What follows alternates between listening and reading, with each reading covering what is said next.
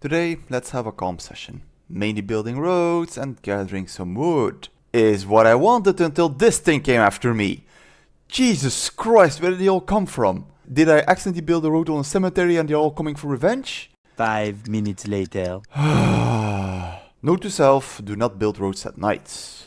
Don't do anything at night. Just lay in your bed and cry. Alright, by now you all should know the drill. Let's have a peek at those comments. Vexter7. In time, I might do longer and better videos. That is, if I can get monetized by YouTube. And for that, I will need 500 subscribers and 3000 watch hours. So, if you lovely people want to make Vexter7 happy, do click that subscribe button. Squiddy, it is a wild chimkim indeed. And maybe, just maybe, you'll get a tame one if I don't forget it and I don't manage to burn down your house down for all the things that you keep asking. What next? You want a kitchen with running water? Before you say yes, that doesn't exist, so I will not be able to make that. But I do thank you for watching the videos though. Ryzen, thank you for your suggestion. I will take a look at those mods and see what I can play. Alright, let's get into the video. Last time I managed to create steel, or more precisely, I managed to start the process of cooking it. Which means I have 7 hours of free time to do whatever I want. So until it's done, I have to figure out something to do. So, what should a guy do with all that spare time? And if you're thinking about hitting the wheelie, well then I still have 6 hours and 59 minutes left. So I better do something more productive. Like farming. Farming in Vintage Story works quite a bit different than like in Minecraft. While in Minecraft you just plant the seeds in dirt and wait. If you would do that in Vintage Story, your crops will grow, but the results will vary heavily on a number of circumstances. Let's start with the most important one. Temperature. All crops have different growing temperatures they thrive in, and if you plant them outside that range, your crops will either only produce half the yield or your harvest will completely fail. So you better keep an eye on the seasons, as it will tell you how hot or cold it can become. And if you plant something near winter, the chances are big that you might lose that whole harvest and eventually also those seeds. There are certain crops, however, that can somewhat grow in the winter, namely rye and parsnips. While parsnips can grow between -10 degrees to 32 degrees Celsius, rye grows between -12 to 27 degrees Celsius. So if you want to take a risk for a late harvest, then those crops will do the job just fine. Next, we cannot forget the region-bound crops like bell peppers and rice. You can technically grow them everywhere if you try hard enough, but these crops are mainly meant for warmer climates, as their minimal growth temperature is 8 degrees Celsius. So if you're living in the north, in the frozen tundra, it is better not to try to farm those. But if you want to break your head and try it anyway, be my guest. Now, before we can even start farming, the first thing you will need is seeds. Luckily, most of them can simply be harvested in the wild by finding those wild crops growing randomly across the map. Usually, there are 3 to 5 of them close to each other, and even if they aren't fully grown, they still can yield seeds most of the time. So, if you're running around and you see some crops, just destroy them so you don't have to look for them later. The other way to find them is in storage pots or ruins.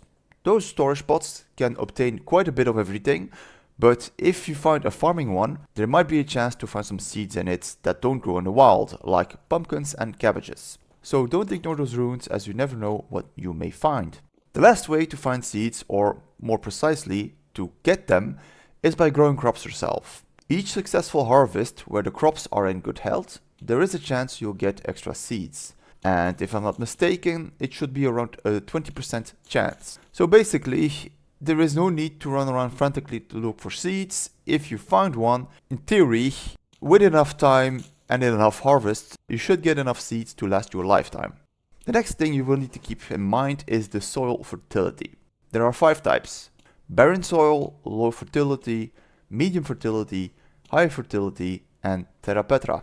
Any ground can grow any crop, but the higher the fertility, the faster they grow and the less chance of them getting destroyed by the weather. So do not think about using barren ground at all, and unless you don't have any other choice, do not use low fertility soil. Medium fertility, which is easy to find and has twice as much fertility as low fertility soil, will do a great job growing crops, as it has nearly twice as much fertility as low fertility, which means it grows the crops around 30% faster. High fertility soil, on the other hand, grows the crops 20% faster than medium, but they are way harder to find, so don't use them for farming. Instead, use them to make Terra Petra. Terra Petra has an 80% fertility and is the best kind of soil you can find in the game. Terra Petra can be crafted in two ways, either by combining 16 compost with 8 bone meal and 8 powdered charcoal to create 1 Terra Petra, or by combining 1 high fertility soil, 16 compost, 8 bone meal, 8 powdered charcoal to create 2 Terra Petra. And even if this doesn't look like a big difference, it is worth on the long run. You see, the biggest problem with creating Terra Petra is not the soil, it's not the bone meal, nor the charcoal, it's the damn compost. Compost is very easy to create, but it takes a shitload of time to make. Just for 16 composts, you would need 64 rot,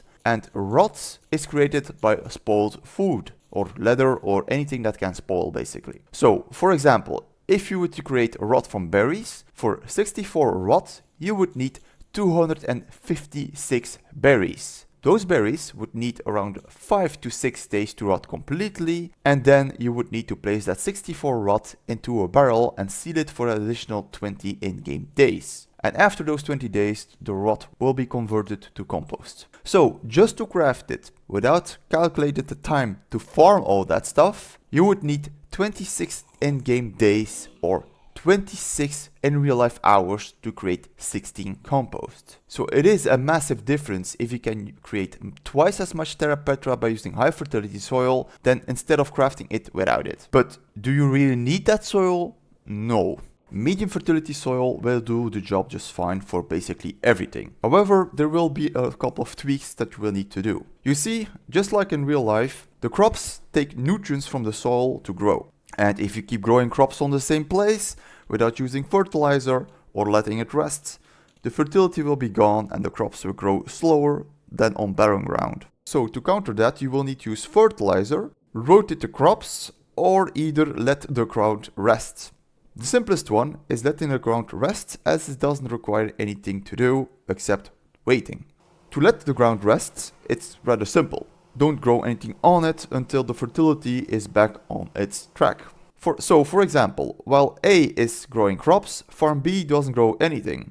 When farm A is fully grown and harvested, you then plant the seeds in farm B while letting farm A rest. That way the nutrients can return without the need of any fertilizer or anything else. If you don't want to do that, you can use fertilizer to add nutrients to the ground. This not only allows you to keep using the same ground, but it also increases the growth speed by up to 30%. There are currently 4 types of fertilizer. Potash, which gives you potassium, saltpeter, which gives you nitrogen and potassium, bone meal, which gives you nitrogen and phosphorus, and lastly, compost, which gives you nitrogen, phosphorus and potassium.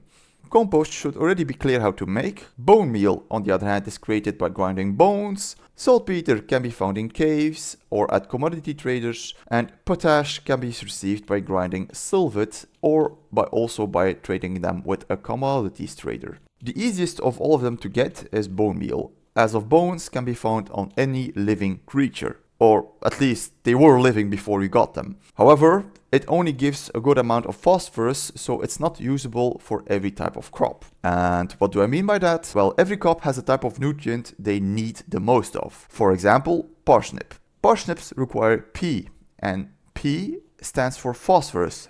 Not P, you degenerates. So basically, bone meal is a perfect fertilizer for parsnip. The other crops all need something else, so just mouse over the seeds to read the description and you will know what you need.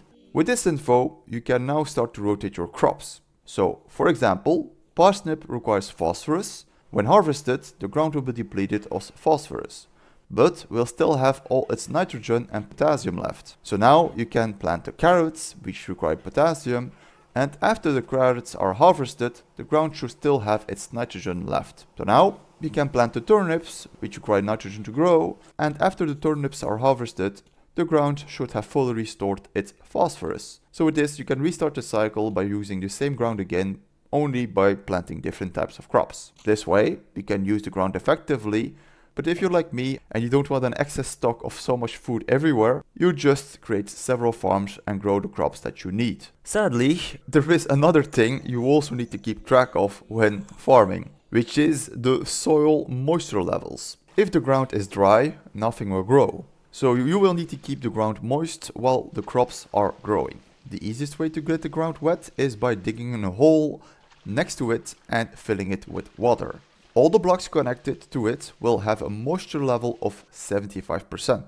The next row of blocks will have a moisture level of 50%, and the next one will have a level of 25%. The difference between 75% moisture level and 50% moisture level is around 30% growth speed. So try to keep every tile at the same level, that way you can harvest everything at the same time. Now, I can already hear you say, how do you get it to 100%? Well, you either get that by either manually watering them all with a watering can, or you just wait for the rain.